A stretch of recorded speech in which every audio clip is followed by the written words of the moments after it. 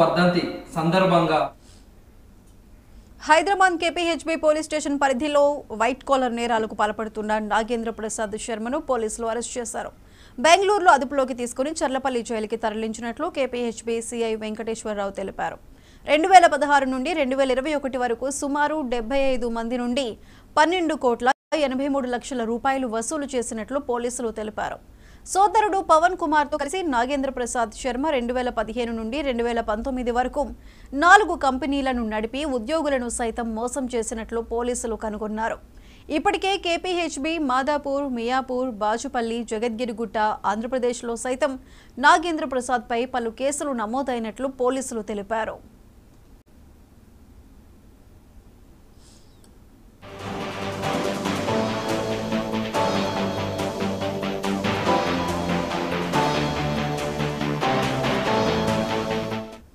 Son of Hyper Nagendra Prasad Sharma, son of Narasimha Prasad, native of Kamalapur, Kadapa district. ఇతను అనేక economic అఫెన్స్లో involve అయ్యాడు. 2021 కంటే ముందు ఇతను షెల్ కంపెనీలు ఎస్టాబ్లిష్ చేసి అనేక మంది ప్రముఖులు బిజినెస్ మెన్స్తో ఫోటోలు దిగి అండ్ పోలీస్ యూనిఫామ్లో కూడా ఫోటోలు దిగి చాలామందిని తప్పుతో పట్టించి ఇన్వెస్ట్మెంట్ చేయించడం, వాళ్ళ దగ్గర నుంచి మోసం చేసి డబ్బు వసూలు చేయడం జరిగింది. ఇతని మోసాల్లో చేసిన కేసులు ఎక్కువగా ఉన్న కారణంగా 2021 సంవత్సరంలో సిపి సైబరాబాద్ గారు పీడీ యాక్ట్ ఇనిషియేషన్ జరిగింది. అండ్ పీడీ యాక్ట్ కోసం ఇతని డిటెన్షన్ కోసం ఆర్డర్స్ కూడా ఇష్యూ చేశారు. ఈ ఆర్డర్స్ ఇష్యూ అయ్యాక హైపర్ నాగేంద్ర ప్రసాద్ శర్మ అబ్స్కాండింగ్లో వెళ్ళిపోయాడు. ఇతను ఆ తర్వాత ఆచూకీ దొరకలేదు. అప్పటి నుంచి ఇది 2021 నుంచి 4 సంవత్సరాల పాటు ఇతని డిటెన్షన్ పెండింగ్లో ఉంది.